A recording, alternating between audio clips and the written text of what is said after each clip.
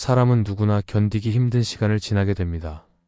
아무리 믿음이 강한 사람이라도 삶의 무게가 너무 커서 주저앉고 싶을 때가 있습니다.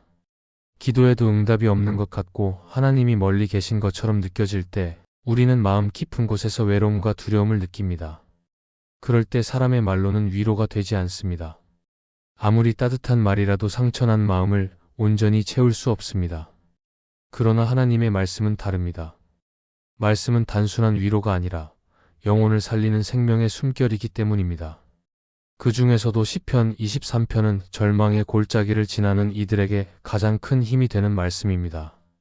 다윗이 모든 것을 잃고 도망하던 그때 그는 하나님을 목자로 고백했습니다. 상황은 여전히 어두웠지만 그 고백 안에 하나님의 임재가 있었습니다. 시편 23편은 인생의 고난 속에서도 하나님이 나를 버리지 않으셨다는 확신을 심어줍니다. 그래서 죽을 만큼 힘들 때 우리는 시편 23편을 붙들어야 합니다. 단순히 읽는 것이 아니라 마음 깊이 되뇌며 하나님이 지금도 나의 목자이심을 기억해야 합니다. 이 설교가 필요한 이유는 절망 속에서도 다시 일어설 수 있는 힘은 세상이 아니라 말씀 속에 있기 때문입니다. 시편 23편은 우리에게 이렇게 말합니다. 하나님은 지금도 당신의 양을 돌보고 계시며 사망의 골짜기 속에서도 결코 떠나지 않으신다고. 오늘 우리는 그 말씀의 능력을 함께 붙들어 보려 합니다. 첫째, 시편 23편을 읽을 때 하나님이 여전히 나의 목자이심을 기억하게 됩니다. 시편 23편은 다윗의 인생 고백이자 믿음의 노래입니다. 그는 왕으로서의 권력이나 부를 의지하지 않았습니다. 오히려 모든 것이 무너지고 외로운 광야를 떠돌던 때 하나님이 자기 인생의 목자이심을 고백했습니다. 여호와는 나의 목자시니 내게 부족함이 없으리로다. 이 한 구절에는 다윗의 모든 믿음이 담겨 있습니다. 그에게 목자는 단순히 양을 돌보는 존재가 아니라 생명 전체를 책임지는 분이었습니다. 그래서 다윗은 어떤 상황에서도 하나님을 신뢰할 수 있었습니다. 우리의 삶에도 이런 순간이 있습니다. 아무리 애써도 해결되지 않고 길이 보이지 않을 때가 있습니다. 그럴 때 사람은 본능적으로 불안해지고 누군가를 의지하려 하지만 결국 아무도 자신을 온전히 책임져 주지 못합니다. 그때 시편 23편은 우리에게 속삭입니다. 너에게 목자가 있음을 기억하라. 하나님은 단 한순간도 당신을 놓치신 적이 없다고 말입니다. 우리가 인생의 광야를 지나도 하나님은 여전히 그 길을 함께 걷고 계십니다.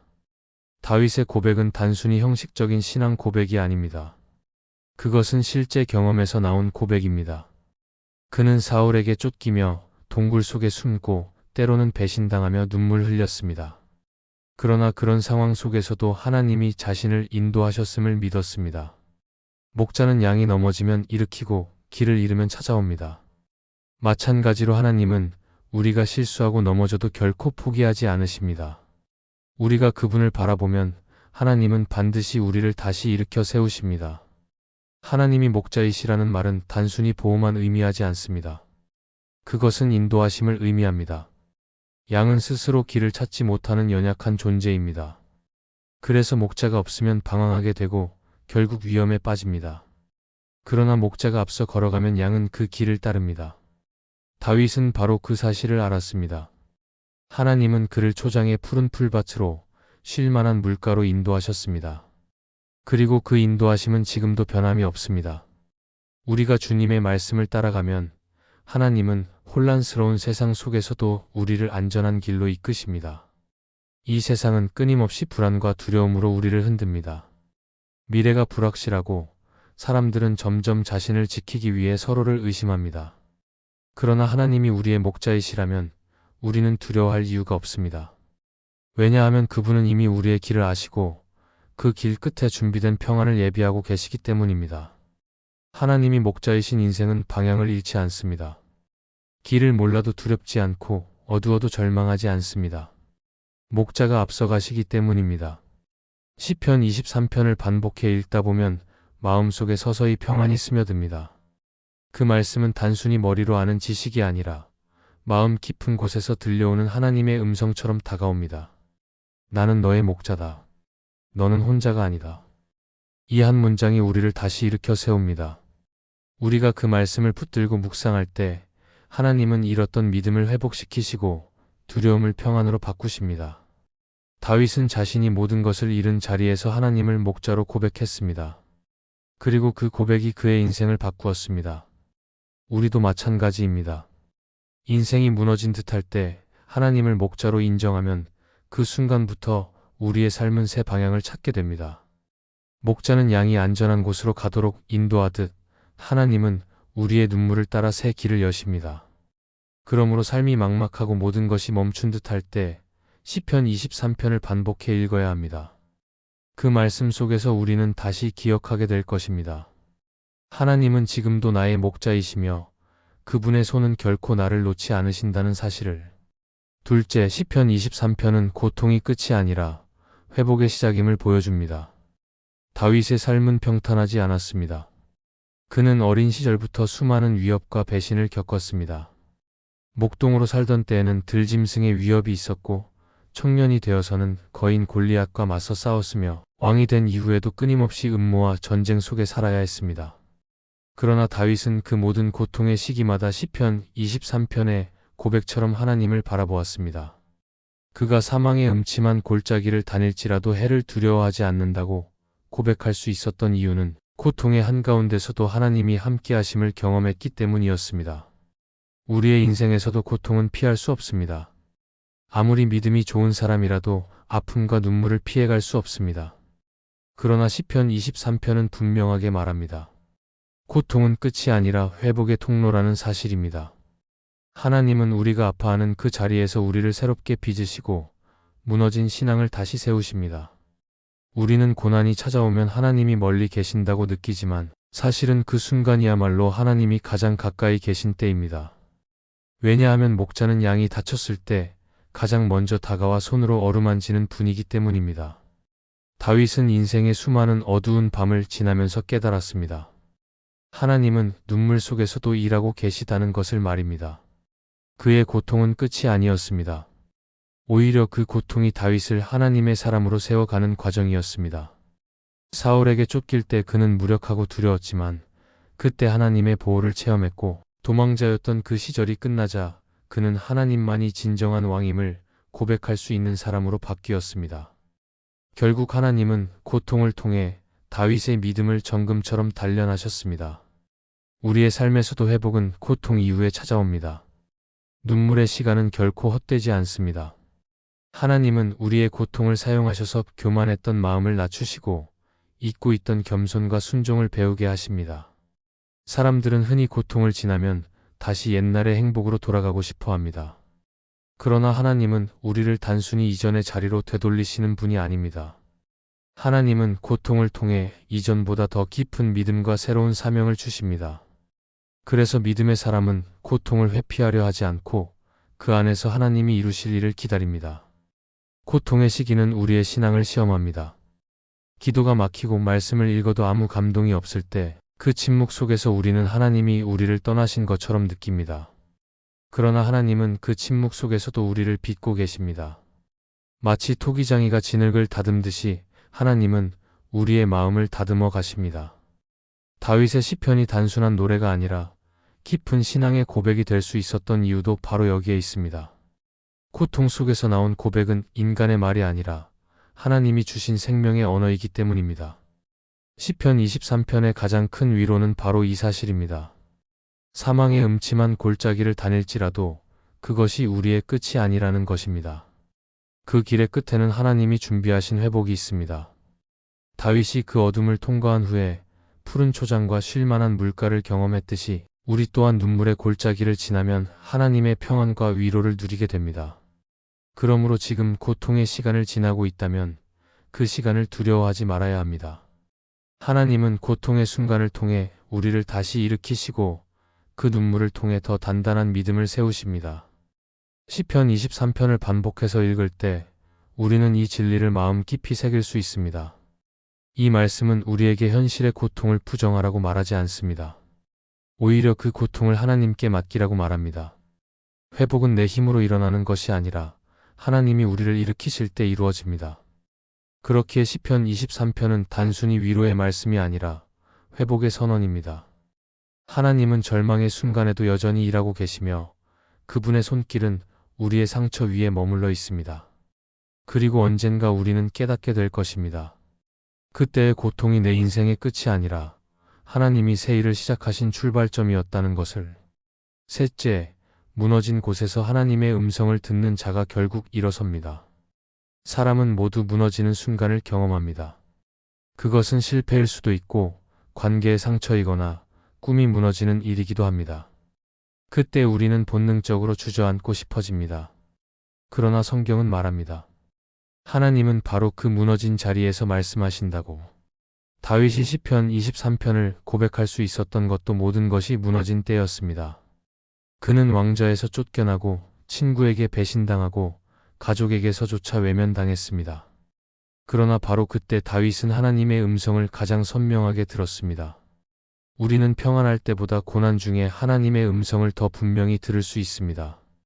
모든 것이 잘 될 때는 주변의 소리와 세상의 유혹이 너무 커서 하나님의 음성이 희미하게 들립니다. 하지만 눈물의 골짜기를 지날 때는 그분의 음성이 마음 깊은 곳에 닿습니다. 하나님은 고통을 통해 우리의 귀를 열어주십니다. 그리고 그 음성은 단호하면서도 따뜻합니다. 다윗이 사망의 음침한 골짜기를 걸을 때 느꼈던 그 음성, 두려워하지 말라. 내가 너와 함께 있다. 바로 그 말씀입니다. 하나님의 음성을 들었다는 것은 단순히 초자연적인 경험을 말하는 것이 아닙니다. 그것은 마음이 하나님께 열릴 때 경험하는 내면의 변화입니다. 예를 들어 베드로는 밤새도록 그물을 던졌지만 아무것도 잡지 못했습니다. 그러나 예수님이 다시 그물을 던지라 하셨을 때 그는 순종했습니다. 그리고 그 말씀을 따랐을 때 기적이 일어났습니다. 베드로는 자신이 실패한 자리에서 하나님의 음성을 들은 것입니다. 실패의 자리가 새로운 시작의 자리가 되었습니다. 우리도 마찬가지입니다. 무너졌다고 느껴질 때 하나님은 우리를 버리신 것이 아닙니다. 오히려 그 무너짐을 통해 우리의 마음을 새롭게 하시려는 것입니다. 하나님은 우리가 의지하던 모든 것을 내려놓게 하시고 오직 하나님만 바라보게 하십니다. 그러면 그제야 우리는 하나님의 음성을 들을 수 있습니다. 왜냐하면 마음이 낮아질 때, 영혼이 비워질 때 비로소 그분의 말씀이 들어올 수 있기 때문입니다. 시편 23편에서 다윗은 말합니다. 주의 지팡이와 막대기가 나를 안위하신다고. 지팡이는 인도하심을, 막대기는 보호를 의미합니다. 때로는 그 지팡이가 우리를 낯선 길로 이끌어 갈 때도 있습니다. 그러나 그 길 끝에서 우리는 깨닫게 됩니다. 그 길이 내 뜻이 아니라 하나님의 뜻이었다는 것을. 무너진 자리가 바로 하나님이 우리를 다시 세우신 자리라는 것을. 하나님은 우리를 무너뜨리려는 분이 아니라 다시 세우시는 분이십니다. 삶이 무너졌다고 느껴질 때 그 자리를 두려워하지 마십시오. 하나님은 그 자리에서 말씀하십니다. 모세가 광야의 떨기나무 앞에서 하나님의 부르심을 들었던 것처럼 하나님은 인생의 광야에서 우리를 만나십니다. 그리고 말씀하십니다. 내가 내 삶의 주인이다. 두려워하지 말라. 내가 너를 버리지 않았다. 이 말씀을 들을 때 우리는 다시 일어설 힘을 얻게 됩니다. 시편 23편은 그 사실을 다시 일깨워줍니다. 다윗은 자신의 삶이 무너졌을 때 그 말씀을 붙들었습니다.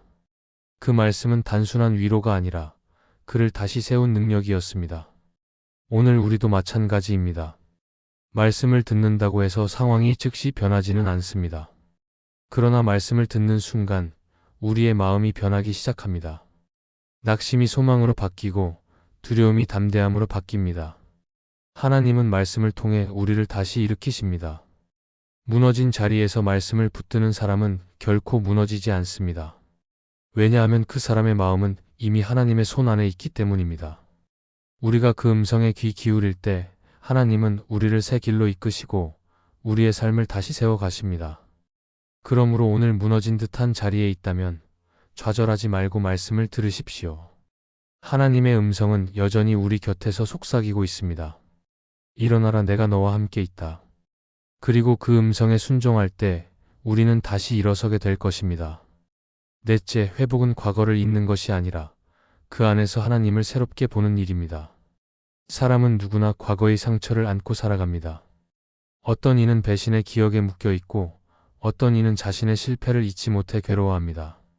그래서 많은 사람들은 회복을 잊는 것으로 이해합니다. 그러나 성경이 말하는 회복은 단순히 상처를 지우는 것이 아닙니다. 오히려 그 상처 속에서 하나님이 어떤 일을 하셨는지를 깨닫는 것입니다.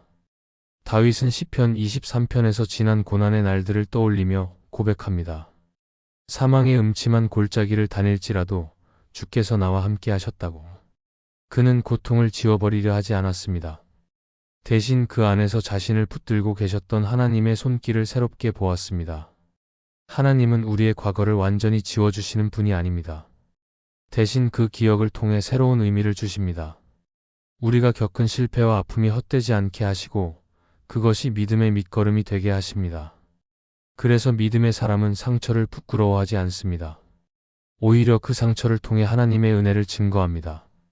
요셉이 그랬습니다. 형제들에게 팔려 노예로 살고 억울한 누명을 쓰고 감옥에 갇혔지만 그는 훗날 그 모든 일을 돌아보며 고백했습니다. 나를 이곳에 보낸 이는 당신들이 아니라 하나님이십니다. 그는 과거를 원망의 눈으로 보지 않고 하나님의 섭리 속에서 새롭게 해석했습니다. 우리의 회복도 그렇게 시작됩니다. 하나님은 우리가 아팠던 자리에서 새 빛을 비추십니다. 눈물로 얼룩진 과거를 통해 하나님이 우리를 얼마나 인내로 기다리셨는지 보여주십니다. 그리고 그 깨달음이 올 때 우리는 비로소 진정한 회복을 경험합니다. 상처는 여전히 남아있을지라도 그 안에서 하나님의 은혜를 발견하면 마음이 자유로워집니다. 하나님은 상처를 없애는 분이 아니라 상처에 의미를 주시는 분이십니다. 그 의미가 바로 회복의 시작입니다. 팀 켈러는 하나님을 찬양하라에서 이렇게 말했습니다. 하나님의 은혜는 우리의 가장 어두운 기억마저도 새롭게 빛나게 만든다. 이 말처럼 하나님의 은혜는 과거를 덮지 않습니다. 오히려 그 속에서 새로운 생명을 피워내십니다. 우리가 겪은 아픔과 실망, 눈물과 후회는 하나님 안에서 다시 쓰일 수 있습니다. 하나님은 그것들을 회복의 재료로 사용하십니다. 그래서 하나님의 사람은 과거를 피하지 않습니다. 그 안에서 하나님이 일하셨음을 보고 감사할 수 있게 됩니다. 시편 23편의 마지막은 이렇게 끝납니다. 내 평생의 선하심과 인자하심이 반드시 나를 따르리니 내가 여호와의 집에 영원히 살리로다. 다윗은 자신의 인생 전체를 돌아보며 이 고백을 남겼습니다. 과거의 고난조차도 하나님의 선하심 속에 있었음을 깨달은 것입니다. 그는 눈물의 골짜기를 지나며 하나님을 더 깊이 알게 되었고 그 경험이 그의 믿음을 더욱 단단하게 만들었습니다. 우리도 이 고백을 마음에 새겨야 합니다. 하나님은 우리의 과거를 사용하셔서 미래를 세우십니다. 우리가 겪은 아픔이 오히려 다른 사람을 위로할 수 있는 도구가 되고 우리가 지나온 실패가 누군가에게 희망의 증거가 됩니다. 그래서 하나님은 우리의 과거를 결코 버리지 않으십니다.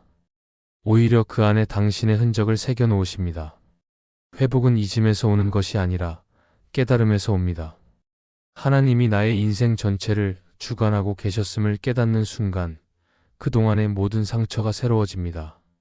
우리는 여전히 부족하고 흔들리지만 그 모든 과정이 하나님의 사랑 안에서 의미를 얻을 때 비로소 평안이 찾아옵니다. 그러므로 시편 23편을 읽을 때마다 기억해야 합니다. 회복은 새로운 시작이 아니라 하나님이 이미 내 삶 가운데 계셨음을 인정하는 것입니다. 그 깨달음이 올 때 무너졌던 삶은 다시 일어서게 되고 과거의 눈물은 감사의 노래로 바뀌게 될 것입니다. 하나님은 언제나 우리를 회복의 길로 이끌고 계십니다. 때로는 그 길이 눈물로 젖어 있고 한 걸음조차 내딛기 어려울 때도 있지만 그 모든 과정 속에서도 하나님은 쉬지 않고 일하고 계십니다. 시편 23편의 고백처럼 주님이 나의 목자가 되신다는 믿음을 잃지 않을 때 우리는 다시 일어설 수 있습니다. 지금 우리의 걸음이 느리고 약해 보여도 괜찮습니다. 하나님은 여전히 우리 곁에서 함께 걷고 계시며 그분의 손은 결코 우리를 놓지 않으십니다. 결국 그 손이 우리를 푸른 초장으로 인도하실 것입니다. 이 말씀이 마음의 은혜가 되셨다면 좋아요와 구독으로 함께 해주세요. 그리고 댓글에 아멘이라고 남겨주시면 하나님의 은혜가 더 많은 사람들에게 전해질 것입니다. 여러분의 삶 위에 하나님의 은혜가 언제나 함께 하시기를 바랍니다. 감사합니다.